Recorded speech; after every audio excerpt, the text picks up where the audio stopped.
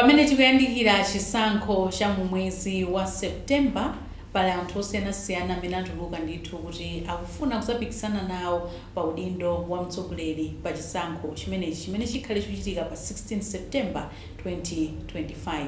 Mu programu yathu lero tikucheza ndi mmodzi mwa anthu amene ali ndi chidwi chozapikisana nawo pa chisankho chimenechi pa udindo wa mtsogoleri. Ine ndi Leah Malekano. Mu programu yathu tili ndi Christopher Mike Chiomba ndi amene tikhale tikucheza nawo program imeneyi. Musadalikire, takhalani pomwepo.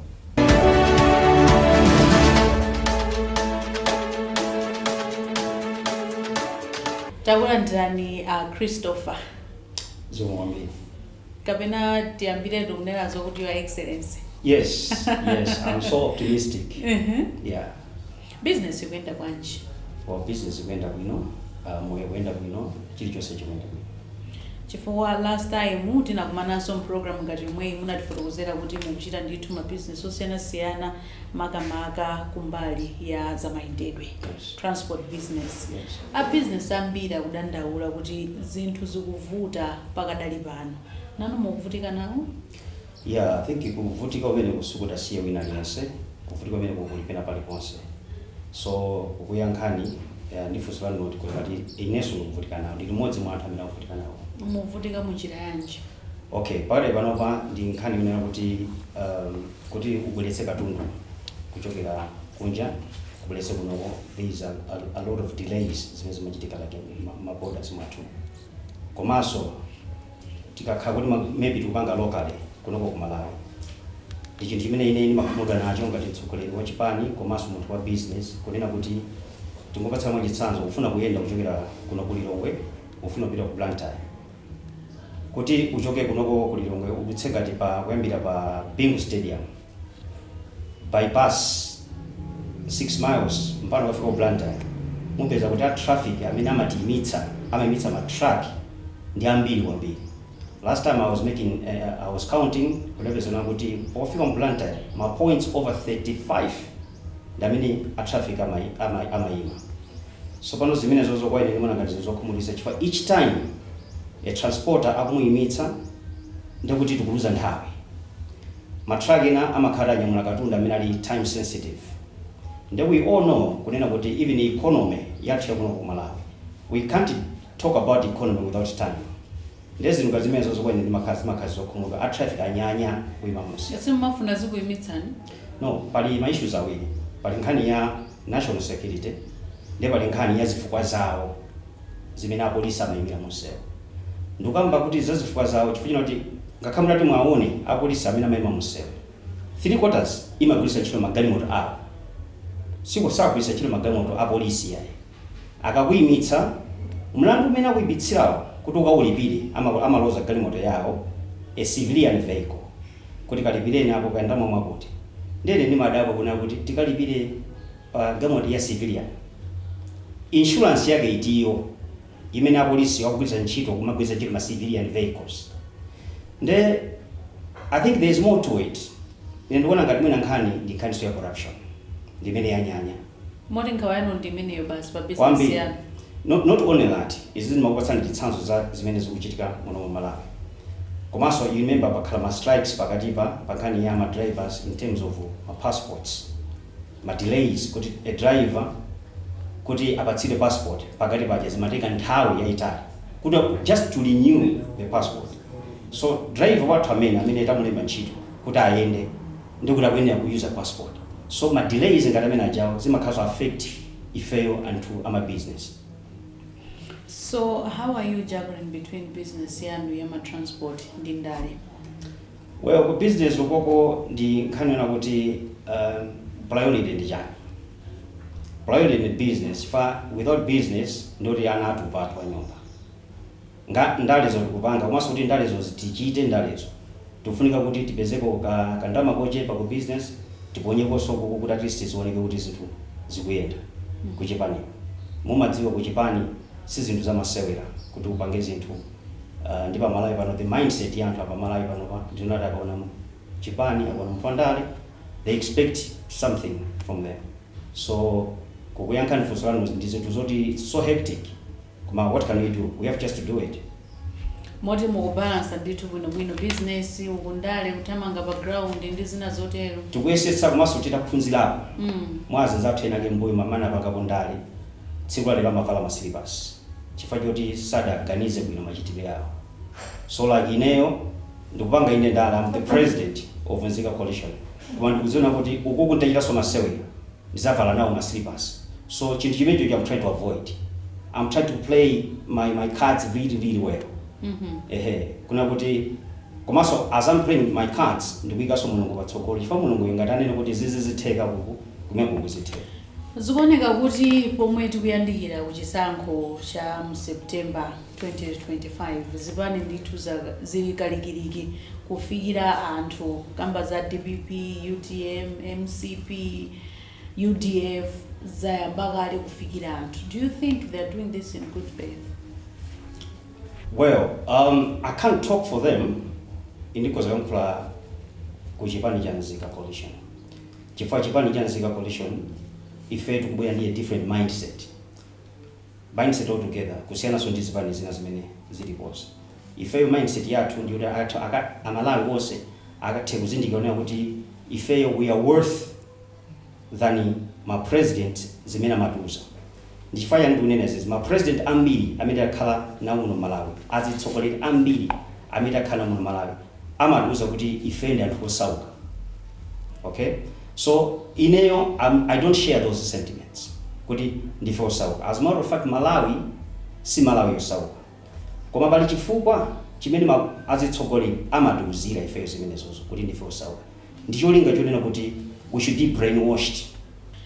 Zikuoneka kuti pomwe tikuyandikira ku mwezi wa September zipani zikutuluka kufikira anthu, zipani za UDF, MCP, DPP, IUTM now. Do you think this is in good faith kapena ndi vote basi? Well, the good thing with that question, do you know kuti zipani mukuzikambaza zakhalapo zina mwayizo zakhalapo mboma. PP yakhalapo mboma, UDF yakhalapo mboma, DPP yakhalapo mboma. And zimene anachita sadachite zinthu zinolefa Malawi tikoza ombera manja. So today kunena kuti akubwera asofuna kufikira Malawi sindikudziwa kuti they born again now. Kuti asintha kuna kuti this time around they are going to provide zinthu zona kuti ku Malawi tikoza kusangala. I don't believe now they are coming in good faith. Akungufuna vote iwo akungufuna vote.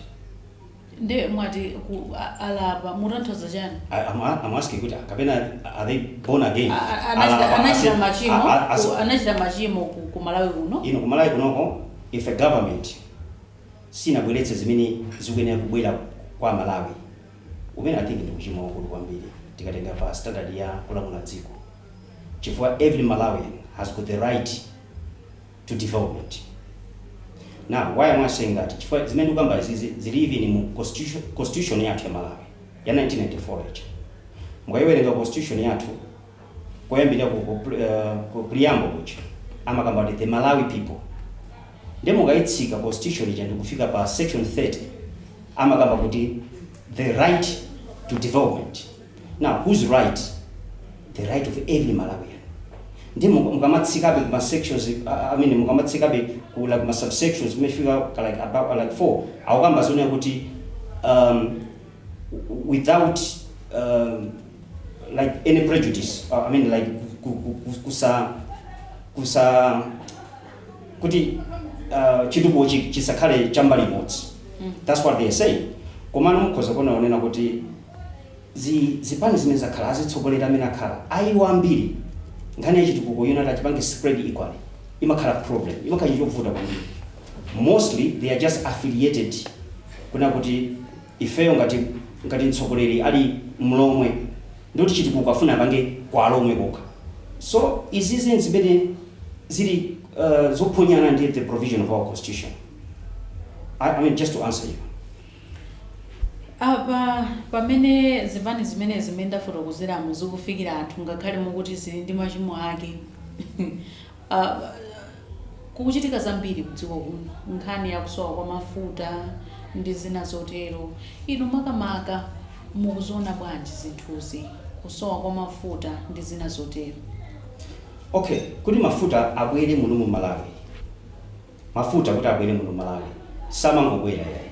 Mafuta amabwera chifukwa kuti dziko likwenda kugula mafuta amene aja. Now kuti tigule mafuta amene aja pamafunika forex. Now where can we get forex? Pamene even the Tonse government ndi ma president ena amene akhala akupanga overlook. Chifukwa mafuta they are indispensable. We can't do without mafuta, fuel. Koma kuti tigule ifeyo muno Malawi tikuyenda tikhale ndi zoyenezeka kuti tigule, one of which is ma industries amene akuzimatipatsa forex. Malawi 2063 vision yathu pama pillars atatu acha pali nkhani yokuzana ndi industrialization.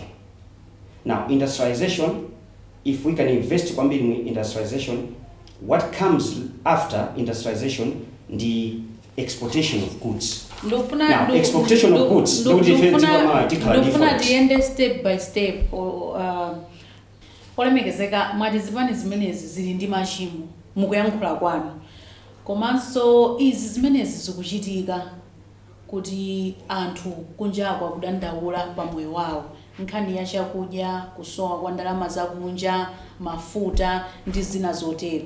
Inu mwabwera kuzakonza zinthu? Yes, ndabwera kuzakonza zinthu kwambiri. Moti muli ndi mayankho pa mavuto amenewo? Mayankho ndili nawo. Ndikakhala nalibe mayankho, there was no need for me to vie for that high seat. Mukamba nkhani ya mafuta. Choyamba ndikukuwuzani kuti muno mu Malawi per day pa tsiku dziko lino limayuza 1 million liters ya fuel. Ndete tione the reserve ya fuel imene tili nayo. Mupezana kuti ku Blantyre kuli about 25 million liter reserve. Palilonga 25 million liter reserve. Kumpoto kuli about 10 liter reserve. Cover imene tinayo Malawi muno si cover yona kuti ikoza kuti thandiza ngati mafuta litakhala tilibe. Tigwenera ineyo kukhala president, I will have to increase the reserve imene tili nayo. Chifukwa about in about like I think 60 million reserve. As kujulusa reserve like 25,000 million liters hii kapena kujulusa reserve ya mafuta amene tikusunga mu ma liters ma reserves athu. Choyamba tikhale ndi reserve yokwana. Chifukwa ndiyo chepa 25. Ndiyo chepa kwambiri. Ndiyo chepa. That's why cover imene tili nayo ku Malawi kuno. Cover ya 2 months. Miezi iwiri. So ndana kuti pa tsiku kuno Malawi timayuza 1 million liters of fuel. So ngati dziko tikwena at least titakhala ndi 6 months cover ya fuel. Ndicho ngationa kuti nkhani tikuyikamba ya forex ija ngati tikudumpha kuti tipeze forex tikamakwanisa miezi iwiri forex isadapezeke, we still have fuel. Nkhani ya ma Q anthu kuvutika ku fuel ikozokhala yochepera if we can increase the reserve ya fuel. So kukuyankhaniswa kwina nkona kuti tigule fuel ife kuno ku Malawi tikwena kukhani forex. So inuyo kukhala president lero mukufuna mutiuze zokuti mukhoza kukwaniritsa kumaonetsetsa kuti dziko lino lagula fuel ndipo likusunga ma reserve fuel okwana 6 months. Ineyo that's what I want. Pale panopa za 2 months ndikuona ngati izozo ndizosakwana. Fa dziko la Malawi ndi dziko limene pale panopa consumption yathu ya fuel is high. Ndide kuti tikhale ndi 2 months. Chimene ndikunena choti pa 2 months iyi tikakhala forex tilibe, ndalama zoti tigule mafuta tilibe. Pa nthawi imene tidzayapeze ndalama imeneyo ndizazoona kuti makhala chaos yaikulu muno Malawi.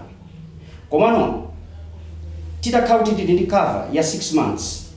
Ine sindikupata pa 6 months president 10 akuzokukanika kupeza forex within these 6 months. No.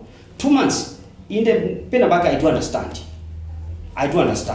Chifano akama kuya akamanyoza I do understand because cover imene inayo kuno Malawi ndiyo chepa kwambiri.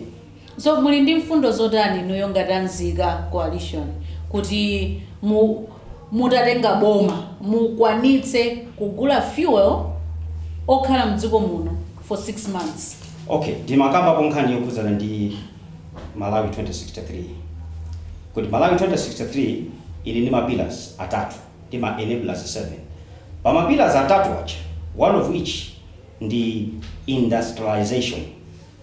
Dziko lina lililonse lopanda ma industry, you can't expect that nation kuti ikhoza forex. It's impossible. Chifukwa the more you are producing, the more you can be exporting. So pamene pajapa mabwera mawaja balance of trade.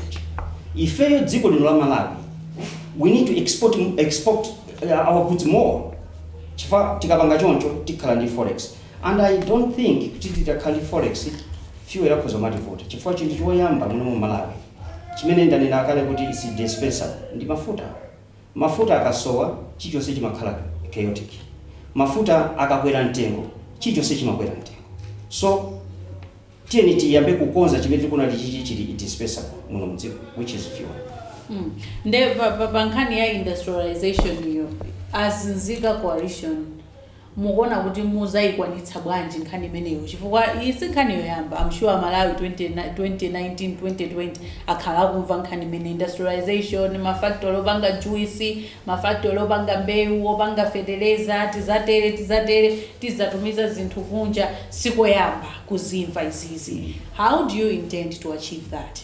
Okay, choyamba ineyo ka president, I'm going to combine the agro-based economy. Even in Malawi, you know, is a mainstay, which is agriculture. I'm going to combine agro-based economy with the mineral-based economy. Why am I saying that? Dziko lino nanena bo bajambi bachi, kuti si dziko losauka. Kumale kunoko suko losauka, we have got everything to make a Malawi nation a multi-million-dollar economy. But the problem is leadership. Takaliban as a Togoleri, I mean, I believe it's such what you mean kupanga. Takandazi Togoleri. Oh, Togoleri ose ambuyo mameza kala nawo samadziwa zimene. I believe also. Chifaka nakhala onse tsiku lero sibe ziri kumagamba zina kuti kumabwera anthu kuno ku Malawi in the pretext of ma tourist, yet mabwera kuno kumati nyamulira our rare minerals. Nkumabita nawo kunja in the name of ma samples. Maminos athu kuno ku Malawi amachoka mdziko munomo systematically. Kumabita nawo kunja ati ma samples. So inu munavapo tsiku limodzi unako ma samples amene ajawana apititsa kunja aja. Ma findings ake ndiya. They don't. Ine sinamvepo. So zinu ngati zimene zichazo zimene ndikunati azitsogoleriwa. Kwa ineyo ndikuna kuti they've got a problem. Amene akhanawo they've got a problem. Tinakhalako ndi Dr. Banda mzimu wa use mutendere, tinakhalako ndi Bingu, Professor Bingu wa Mtarika mzimu wa use mutendere, tinakhalapo ndi Abagiri Muluzi, Joyce Banda, Peter Mutarika, pano tili ndi Achakwera. Nde mwati osewa samadziwa zimene akuchita. Anapanga combine zimene ndikunena news. Did they combine agro-based economy? For even Kamuzubanda, Tamina analipo. And I'll tell you what, Tamina Kamuzubanda analipo ndi state-owned enterprises. Tamina Kamuzubanda analipo. Ine mwina pamba president osewa ameni kuza kuti okay, uyu ibola nipo. Ankachitako bwino. Analipo Kamuzubanda. Chifukwa Kamuzubanda had state-owned enterprises. Kunoko tinali ndi David Whitehead and Sons. David Whitehead and Sons in Kalembantu 22,000 in time in 22,000 Malawians and 51% ya 22,000 analazima. Tina ndi sukoma imene vanhu vaidagulitsidwa ndi Rovo. Makampani zonsewo anagulitsidwa. Why? So kwa ineyo ndikuona katuna kuti utsogoleri umafunika so nzeru. Chifukwa azitsogoleri osewa awa amene ndikukamba kwa. Zankalasi ndi zimenezo. Suna kuti alibe nzeru altogether. Ndikukamba za leadership. Inu mwabwera ndi utsogoleri ndi nzeru zomwe ophatikizana ndi nzeru kuti mukonze zinthu mdziko muno. Utsogoleri you need to combine nzeru. That's why takhande azitsogoleri koma mwina nzeru zimachepa. Inu mukudziwa kuti tinali ndi atsogolerena amaita onena publicly kuti ine ndikupita kunja kwapempha. Munamvapo? Tinali ndi azitsogoleri Malawi muno. President kumayima pansanja kunati mauza Malawi ndikupita kunja kukapempha. What is that? inu zopempha No way. ku Malawi konkuno kuzakhala mukupanga ndalama. I tell you what, as a matter of fact, Malawi noyo panopati ndingongole 15.1 trillion. Chifukwa cha that mindset yazitsogoleratu kuna kuti chose tizipempha. You always think azungu ndamene atithandizire. No way. Ku Malawi kuno kundali nako, we have got everything. Chimene ifeyo chikoza kuti chotsa from point imene tili pano to the point B, which is the point of success. I'll be talking about Malawi 2063 vision yathu ichi. Imene ikukamba zoti by 2063 Malawi wina aliyesa azipanga aim between $4,000 to $14,000. So how can you earn that? Tikhalitse kwambiri pa nkhani ya chumacho mwina kutsogolo kuno koma apa ndimafunano titadziwako kuti chipani chanu chathano miyezi 7 chichikhazikitsireni chaka chatha. Inunso simukudziwa. Inu mona ngati mwatha miyezi ngati? Yeah, ndimona ngati tachedwa kwambiri. Oh, mwachedwa kwambiri? Miyezi 7 yachepa? Yeah, okay, go ahead. Yeah, chatha miyezi ngati chipani chanu? Okay, we got registered in May. In May last year. Last year. Yes. From May up to kufika So you may be right. You may be right. Kumaziwala nokha kuti mwatha miyezi ngati Malawi muno. Yeah, I think tukuona kuchedwa kuti tifike pampano umene kuti tisinde zinthu kuno ku Malawi. Ndemenda frozen kuti chipani chanu chatha miyezi 7. Zipani zina zikumveka kunjaku zikuyenda zikutuluka koma inu mwangoti mukutani. Okay, the origination ya Nzika coalition. Anthu ambiri Malawi sadziwa kuti Nzika coalition inayamba bwanji. Nzika coalition sinayambe kuti Chiomba anali mu chipani china ndi achoka mu chipani chake ayambisa chipani chawo. Kapena Chiomba mina zipani zina mese mayambira. No. Ife tinayamba out of will. Kungoti tigwirane manja ngati. That's why we are called ourselves Nzika. Kuti Nzika zonse kodi taona zimene zikuchitika muno Malawi. Zitithandiza izi. Chifukwa it's like ndomweomweo. Ndomweomweo azitsokolake ndomweomweo. Munangoyamba out of free will. Inu mudafufuza anthu onse sakuza kuti Chiomba adali ku DPP nthawi yake as minister uchachani. Koma munali ndi Atobias. Atobias munachita kuwukirana kumeneko inu kuyambitsa chipani. Anakuza kuti awukirana ndani.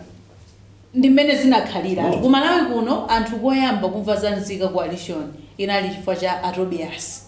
Kuti anabwera kuti ayindakhazikitsa movement iyi Nzika coalition imene tikufuna kukonza zinthu. Kenako tinangomva awukirana agawanako inu mwayambitsa Nzika coalition. Nde mukati chipani chanu chinangoyamba out of free will mutanthauzanji. Yeah, komano issue yoyo ya Atobias yo, I think imeneyo olive last time munayikamba kwambiri. Nene mwana ngati imeneyo sitithandiza.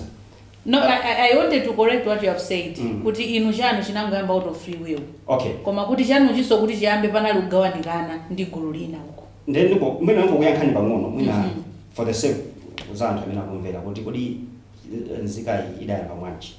Nzikayo suli idayamba ndi Atobias. I was there with him and Hawidi. Ndi chifukwa yake even nkhani zoti kugawana zoti mupange chani the logo suti chicho sadapangauka timapanga awiri.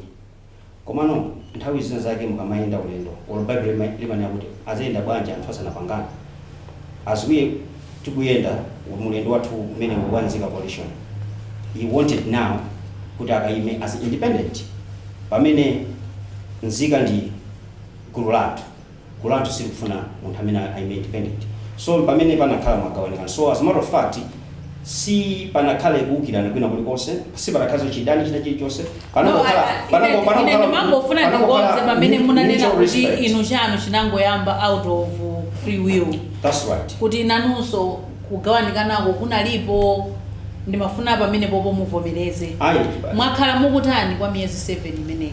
Okay, kuchokera time tinapanga register, kuchokera pa time yafika pakale panova.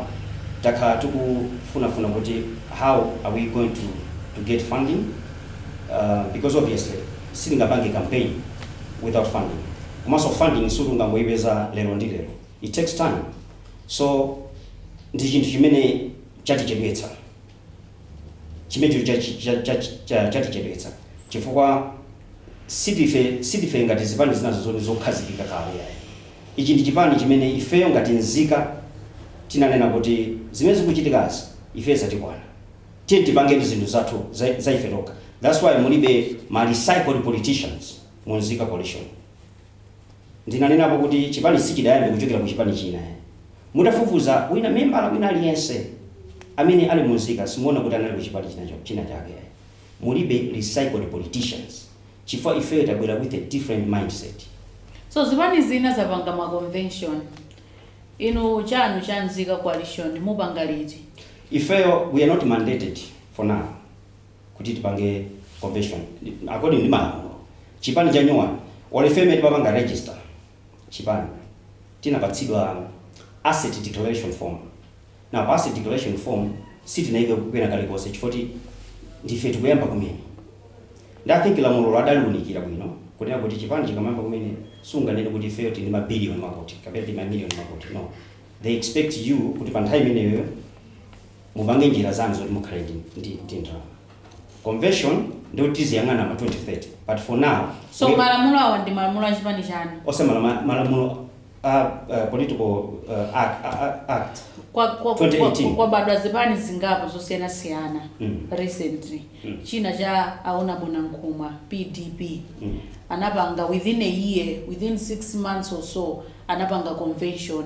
So inuyo, if we look at principles of good governance tinene kuti muli pampando not out of the will of people koma mwazi ikapo noka amene ankapanga act of parliament 2018 ndinda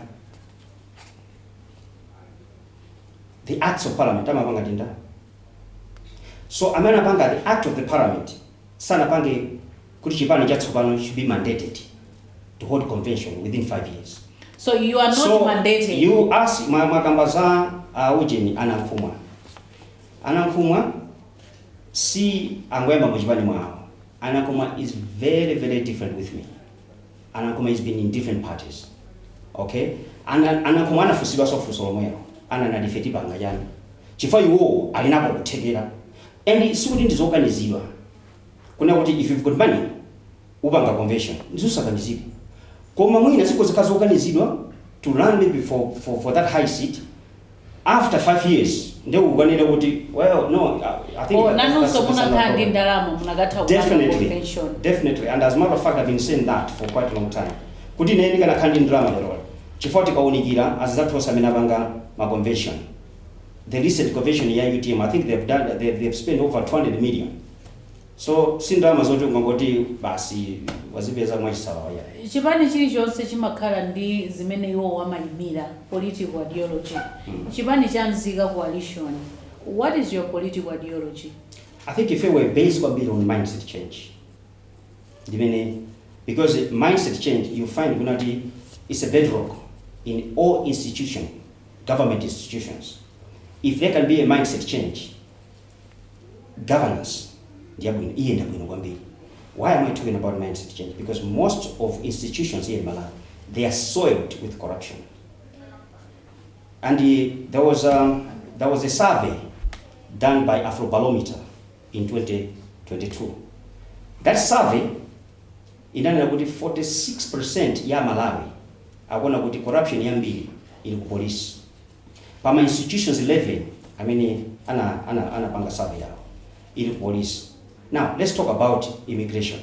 Let's talk about corruption is there. So if we're talking about mindset change, because if we can have that mindset, we should develop Malawi. We can't develop Malawi with corruption. So if we are coming up with control measures, and those control measures, some of them citizens in Nineveh, chifas palizimzina rakarune na tudaba antena kam amazifotokoza ndefi mala izisize zatu za timaze yankulaza okuda anthu akukuberani noyo. I don't know kakuba kazangova ka is coincident, I don't know, but this I can't disclose kuti ineyo being president corruption is atana nayo ABCD. No, koma I've got tight control measures, and mutawerenga constitution yatu nena within 5 years would decline corruption here in Malawi by 80%. muzathana nayo niyo corruption kwambiri. Okay, tisanafike kwambiri kumene koko azipani zina zikuchita ndithu migwirizano kapena titi zayamba kukonzekera kuchita migwirizano ndi zipani zina pamene tikuyandikira chisankho cha mu September muno. Inu mukugwirizana ndi ndani kapena tiziti muzayima panokha? For now, sidagwirizana ndi munthu. Komano muna possibility imene ilipo. But for now, tilitoka. Or possibility ilipo yokuti munthu azachita mgwirizano ndi chipani china chake. Yes, and there's a reason why I'm saying possibility, because we are talking about the ideology. I can share a common table ndiye party imene tikusiyana zochita. Chifukwa ngati chipani china chake iwo ideology yao yopanga propagate corruption. Ine Malawi muno corruption imaninyasa kwambiri. Ndikuti ziti kuti. So mwabwera kuti mungoyaka moto kenako kuzayima pambuyo pa chipani china chake kuti bola ife tili kumbali kwa chipani china chake. Anena kuti kuimba kumbali. Coalition with another party doesn't mean utuima kumbali. No. Inu mukulingalira zotani. But there are factors. Zazimachitika. So for now we can't preempt to say kuti Chiomba akapanga coalition ndi this party iyo adzakhala kumbuyo. No, we can't preempt on that. Zimezo zizatengera kodi awabulisa chana on the table if it was a chana on the table. I'm sure you are planning something. Mumapulani anu mukonza zotani. Ineyo I'm president, and I've told you that I want to change Malawi for the betterment of every Malawian. So nthawi zambiri my ideas are ineyo oti tisinthe Malawi nayo kuti zinthu zikhale bwino kwa Malawi aliyense. Ndizovuta kuti zimezo zichitike nditakhala kuti ndikumbuyo kwa munthu wina wake. Zimezo ndizovuta. Ndiye memwe fotokozeramo kuti mapulani alipo kuli zipani zambiri. Ndi zipani ziti zimene mukumaona kuti I think ife ndi zimene tayimira pandale. Our political ideology ikugwirizana ndi chipani chakuti kapena chakuti. Well, Mundrole ningofotokoza, unfortunately the individual, in a way ndikamona kuti wetu kuzofana na zochita somehow a little bit. Osali kwambiri because asungafanani china chichose wala munthu nikazi wako simangafana china chose zochita. Unfortunately that individual passed on. The anali Chilima. Chifukwa Chilima amakamba kwambiri za mindset change. Chilima amakamba kwambiri za kuti za umphawi yes samazikamba zinota Malawi we should accept that we are poor. Iye amakamba kwambiri zimene. Then mona somehow iye ndine timagwiriza. So unfortunately it's not there. And I was one of the individuals I because I was thinking maybe so just to answer. That's what I was thinking. Mukaona zipani zimene zilipo atsogolera amene asala mukuona ndani kuti awa kukhala ngati zochita zawo mapulani yawo ndi mapulani athu ndi ofanana. Zindivuta kuyankha chifukwa the individual mona kuti somehow timafana nako kwena zina zake in terms of the mindset change is the one that passed on. So do we have nabi? Command, that's what I said, the possibility is there. So mudakasaka abe. Yeah. Akaswika science akulosera kuti pachisankho chimene chikubwerachi pa 16 September ndikovuta kuti chipani chimodzi chipeze ndithu mavoti 50% plus 1 monga mwa malamulo. Inu zimenezi mugwirizana nazo? Tinogwirizana nazo. In most cases, those kind of sentiments from a scientist, it's mind game. Amabwera kuna kuti ku Malawi tukona kuti chipani mechi kutsogola ndichi. Ndicho ngati Malawi mitu yawo izungulire kuti alright. Nzabodza zimenezo. Ku Malawi kunoko pakade pano that's why chifukwa cha zimenezo sizidayambira lufuso mafusara. That's why muradu also kafukufuku amene amachita ma scientist ndo abodza. Not everything zimakhala momwemo.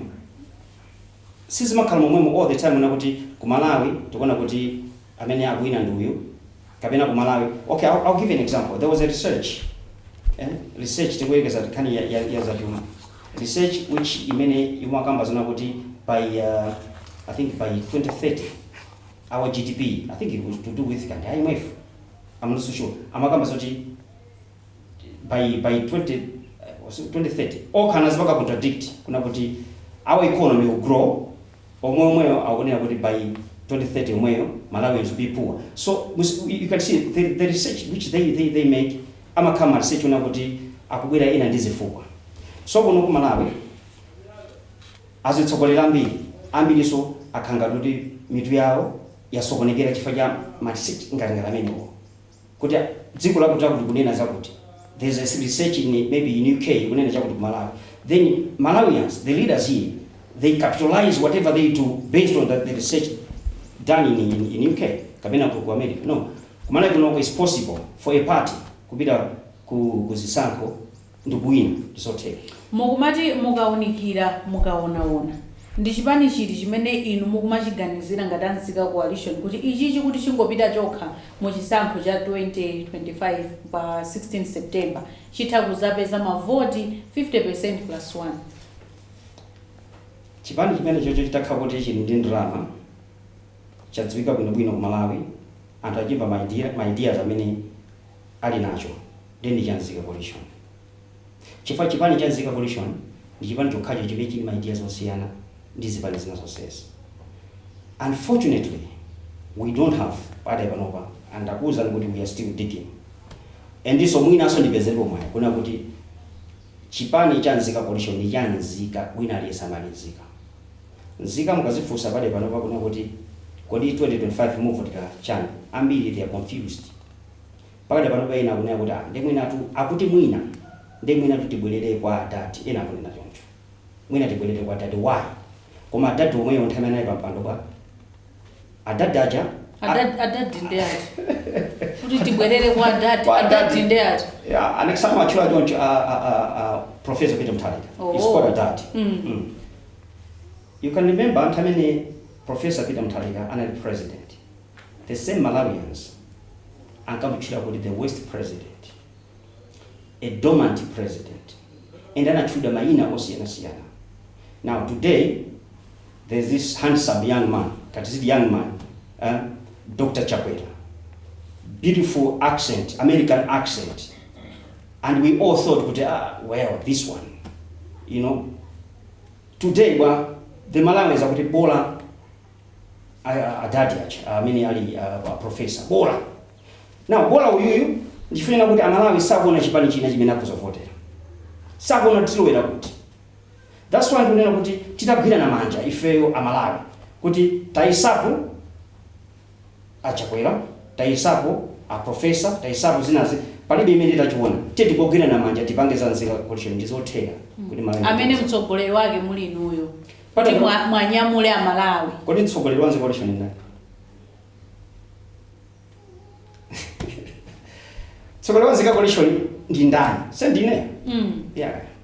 So inu ndokonzeka ndithu kuti mutakhala ndi ndalama china chilichonse chilipo mukhoza kupambana 50% plus 1 ndi kuwanyamula Malawi mu September 2025.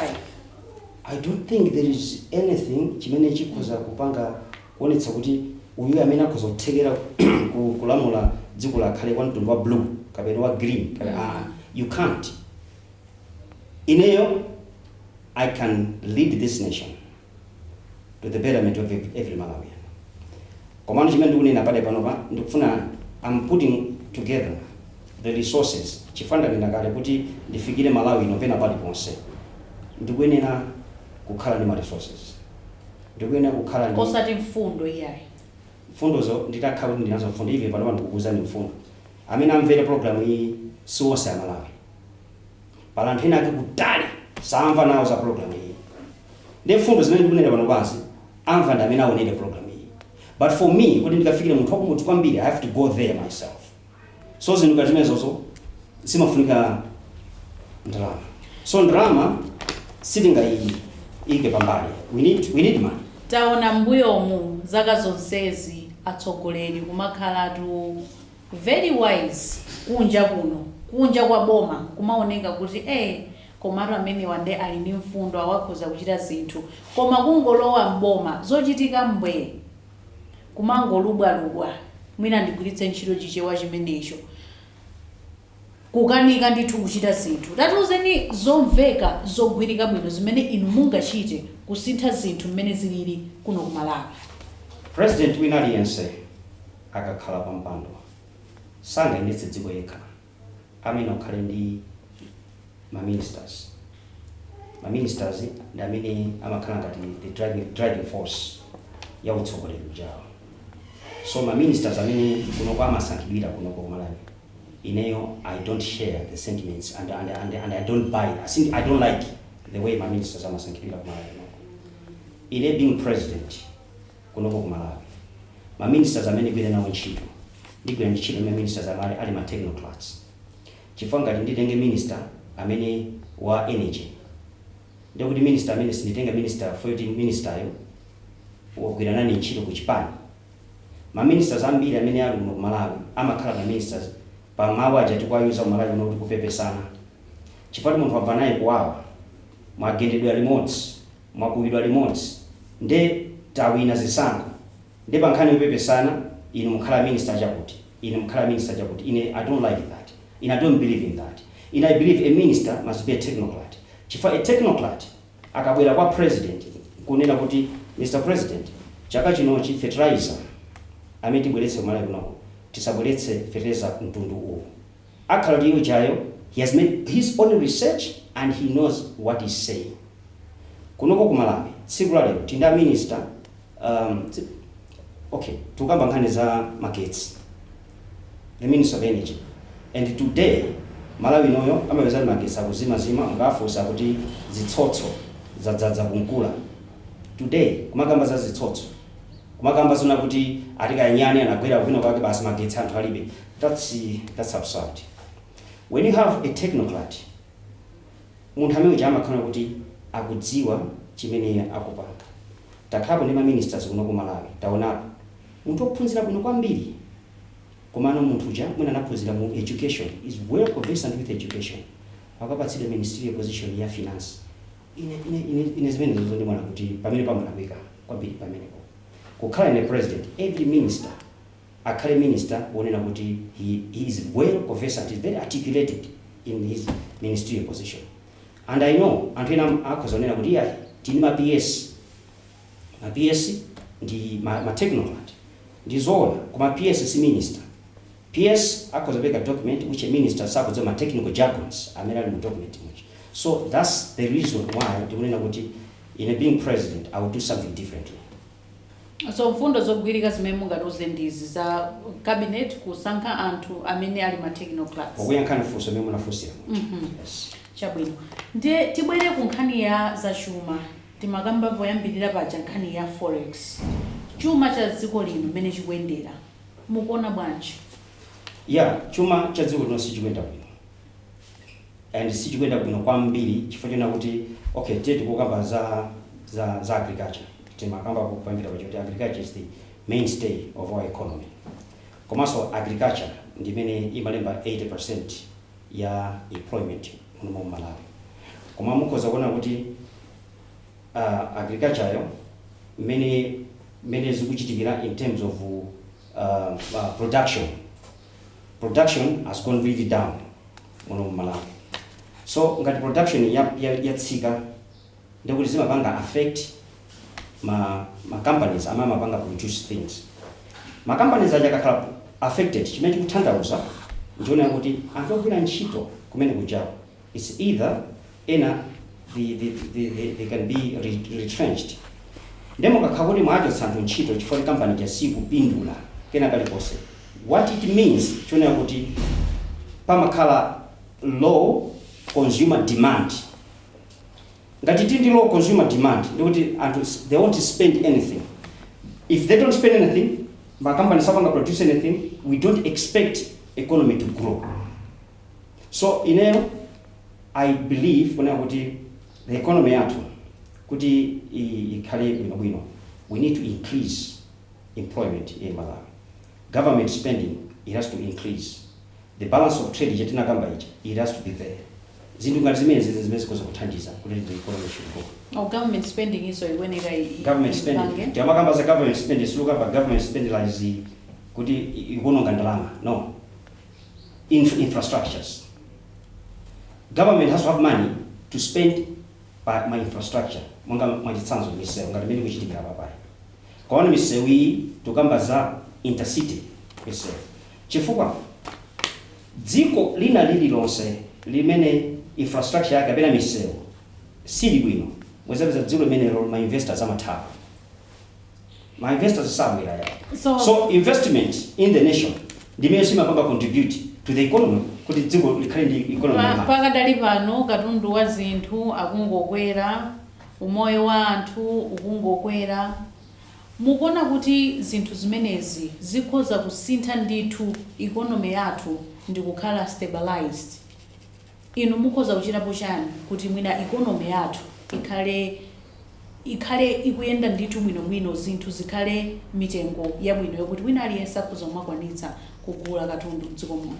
Okay, anzathamana panga economy, inesipanga economy, mana anzathamana panga economy, amauza amati macro economic imbalances. So zimene Malawi tika ne panopa. Macro economic imbalances. Kupeza na kuti production ya zinthu Malawi muno ili low. Employment ili low. Kurutsa katundu kunja zili low.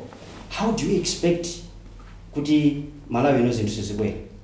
Zinthu zibwera kumene chifukwa zinthu zizi sizipanga stabilize. Dziko mtsogoleri wina aliyense amene anakuika pa forefront kuna kuti apange stabilize macro economy yetu kukamba papai. Aonetsetse kuna kuti dziko likutulutsa katundu kunja. There is production in Malawi. Chifukwa if there is production, there is government spending. Chimene chikutanthauza there will be employment. Chipani chanu chanzika chili ndi kuthekera kapena chili ndi maplan otakuthana ndi zonsezi. Kwambiri. And this is tukukamba chifukwa sitinga we can't exhaust everything. Zimene tili nazo. Program ya thing yawana. Koma zimene ndili nazo ineyo kuti ndikufotokozaleni nthawi ndiyo chepa kwambiri. That's why pena pake tukudula kuna kuti tikoza kutete. But yes, ifeyo nzika coalition tindi kuthekera. Kuna kuti given that mandate, I tell you, believe me, Malawi can change. Kupatulapo kuyimira ngati mtsogoleri wa chipani chimenechi chanzika coalition, muli ndi mapulani oyimiranso mwina ngati phungu wa nyumba ya malamulo? I think last time munanifunsa lomwe ndinanena kuti ndibe mapulani amenewo, koma zikuoneka kuti mwina ndikuzokhala nawo. Mwina ndikuzokhala nawo, but ndikamba za mwina chifukwa sinachikhazikitse kwenikweni. Pano kwangosala miyezi yochepa kuti chisankho ichitike, zambiri mukuoneka ngati simunakhazikike, simunaganize bwino, za mgwirizano simunakhazikike, mudakaona simunaone chipani bwinobwino apa zoyimiranso. Don't you think you are running out of time? No. Zipani zimene zabwera poyera kuti ife tikupanga gwirizano lyawo ndi tichiti. I tell you what, zimene zikuchitika pano. Koma zipani zayamba kukambirana. Yeah, that's what I want to tell you. Pale panopa kuli ma discussion, underground discussions. Zoti amsanga ngobwera kuna kuti ife tipanga ndi UDF kapena eno chihana. No, anthu akukambirana mapasi. Last time I asked you a question. You failed elections in 2014 as member of parliament, Lilongwe City Center. Is it? You got about 800 votes out of 80,000 votes. Mwapanga zotani to turn things around. Now you are contesting on a very big position while president. Ndifunsa time sinayake. Ndinayankha. Ufuzolanga limuyankha simuyankha onako. Ndinayankha ndemuna munganana kuti mwina ndikwetabwerezanso answer like. Chifukwa I answered. What did you say last time? I answered and I think Malawi adamva, so mwina ndakufunsani funso lifacho kuti last time munanena zokuti pali zambiri zimene mwachita underground, so we would want to know kuti what have you done this time around to turn things around. Yeah, ndinanena kuti nthawi manager, that was 2014 nali nditangobwera mdziko muno. I didn't have any affiliations kapena kuti ma connections and all that. So munthu kuti uwine chikhalidwe chathu chakunoko ku Malawi even WMP ukanyama kuti ukayimire kumalo kuti anthu sakukudziwa olo uli m'Malawi anthu sangakuvotere anthu amafuna kuti akudziwe ndi mmene chikhalidwe chathu kunoko chilili. So that time ndinalita kubwera nditakhaso zaka zambiri kunja ndabwera ndi kuti ndikuyimira Lilongwe City Center, and even that time anthu amanena kuti amene ndi kuti amene ndi ndani, and I remember nthawi zina ndikapita misonkhano ena mati atingonjera ndimazimva ine zimenezo, but because I had that urge, I had that will kuna kuti neyo ndifuna nditatumikira Malawi, so I went ahead. So I got those votes, but to me it was a learning experience. Not okay, sichitika chonchi ndikonze pati ndi pati. So kuchoka pa nthawi 2014 kufika lero kabisa zaka zingapo ndakonza zinthu zina ndi zina zimene ndizoona kuti now ndikhoza kuyimira panga vie for the high position. Ndio mnandifunsanso ngati if I want, I mean ngati I have a thought yoyimira as MP imeneso ndikuiganizira komano ndikhozaso kuyimira as MP. Dera lake limene mukuliganizira chifukwa chionera kuti pale panopa anthuna siningalisakundidziwa anthu akundidziwa. And you are hopeful kuti mutayimira ndithu UMP kudera limene mufunalo mupambana ndithu. Ya wina aliyesa akamati ndifuna kuyimira UMP amakhala ndithu ndi malingaliro otawina olo upresident umene amadziwa kuti ndi wina. Nde zimangochitika kuonera kuti sizidatero komano ukamapita kumpikisano ukamapita utafoka kale kuti sindiwina, then is better kukhala. Pamene tikumaliza program yathu nthawi yatithera yambira kakale kutuza kuti nthawi yatha, leloli mutakhala president wa dziko lino la Malawi kukhala pa mpando uja pali Dr. Chakwera, ndi mmene zinthu zilili m'Malawi pakadali pano, inuyo mukhoza kupanga chani ngati president pofuna kusintha zinthu? Choyamba ndifuna ndilimbane ndi ngongole imene tili nayo. Chifukwa ngongole imene ikunka ikwererabe ngongole imene IMF ndi donor agency amene akutipatsa kuno Malawi. Ndifuna ndilimbane ndi ngongole imene kuti tithe thane nayo. Komanso ndikukamba kwambiri za IMF fa imatipatsa ma terms and my conditions, and those terms and conditions zawo zambiri zimakhala adverse effect to the nation of Malawi. Ndizi mzona kuti tikapanga nganganga kuti IMF zitithandiza nganganga chikafuna chinthu kwa IMF atithandize sitipindula kuno ku Malawi, chifukwa ma terms amakhala ma terms ovuta. Ndipo kwatsani chitsanzo pamene tikumaliza kuna kuti iwacha IMF amakamakhaniza ndalama ndi bungwe litula ndalama, koma mudati muone zimene amapanga amalowereranso kumadelena amene sakhudzana ndi za ndalama. Monga mwachitsanzo kunoko ku Malawi aziphunzitsi education system yathu, aziphunzitsi kunoko Malawi amene kukhala 40:1 ratio, ndikuti mphunzitsi mmodzi ana 40, koma taonani kunoko ku Malawi mupeza kuti aziphunzitsi ndochepa amakhala mwina mphunzitsi mmodzi ana 100 chakuti or 200 in class. Now IMF ndikukamba za IMF apa, IMF inanena kuti Malawi actually the boma la Malawi limafuna lipange recruit as a police extra 52,000 by 2030. 52,000 teachers extra. IMF comes to say no. Musalemba ziphunzitsi amenewo. Chifukwa akuti akalemba ziphunzitsiwo olemekezeka ndikufunse nisoni funso langali lomaliza. Lero limutakhala pa mpando wa president Dr. Lazarus Chakwera, Dr. Christopher Chiomba kapena Dr. Christopher Chiomba pa mpando wa president umene Dr. Lazarus Chakwera ali pakadali pano. Alright. Ngati president wa Malawi mukhoza kupanga chani posintha zinthu mmene zilili pakadali pano at this very moment? Yes, choyamba chipenda kukuza nicho. We need to deal away with ngongole zimene tili nazo kunokoza. But how can we deal away with ngongole? Ndizimeta kambirana mu conversation takambazama industrializations. Dziko lino la Malawi timene khali ba industries. We need to invest kwambiri ma industries. Ine zimene koza kupanga kwambiri nchimene chicho. And I need to invite my direct my investors into Malawi. Those direct investors, not just any investor. as president, I'll make sure that any investor, there should be a quality investor into the country. Why am I using the word quality?